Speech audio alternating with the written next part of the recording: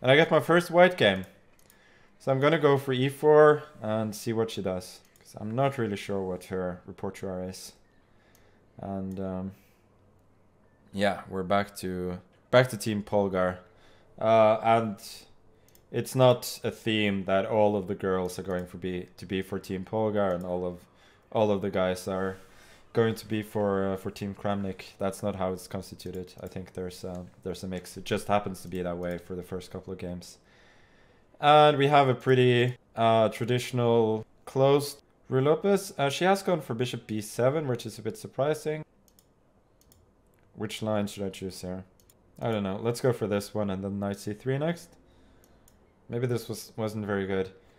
b4, knight d5, there's knight a5. b4, knight e2 maybe? Oh, there's knight a5 immediately as well. Okay, then she doesn't give me a lot of choice, because I could take on b5 and win a pawn, but I don't think it would be worth it with my scuffed pawn structure. Let's go c3. I think b3 is a reasonable option here, giving up a pawn for some. And this, I think I'm fairly happy to give up the bishop and just play on the fact that hopefully my bishop is going to be strong, and once she tries to do something about that, well, first of all, I can win a pawn with queen b4. I think d4 maybe even stronger.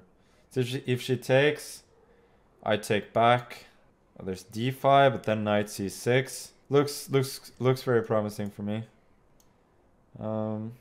Maybe there's rook f c8, because I was thinking rook a c8 and then ed. Maybe that would be strong. I think now after a5, I don't think she should be concerned with b4. I have a lot of good options here, like rook d1, e5. Also ed, probably forcing. I'll still ed5, knight f5. It's not so clear. I'll go e5. Seems very logical. We'll go h3, I guess.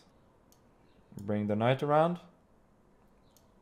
Take on e7. Now she could take with a knight. I didn't need to give her that opportunity. I think regardless, I'm better here. But I probably haven't made the most of my chances. Knight h4 looks suspicious to me. Put the knight in the center, and I can meet queen g5 with queen g3. I think this was at the very least an inaccuracy. We have a possible line here: queen g5, queen g3, takes, knight f5, takes, king e2, and I should be better in the rook ending. So let's see if that happens. I think she has to take now, otherwise e6 just falls. Maybe rook f8 first. Okay, and this exact line happened. Wow. Oh, that was a bad pre-move, because she could have gone rook. But now I think I'm, at the very least, much better. I'm probably winning. Rook d6, rook d7, then rook f7 and e7. And I just win. Because she has no counterplay and I'm just running to e8 and then f8. There you go, all those arrows, and it actually happens in the game.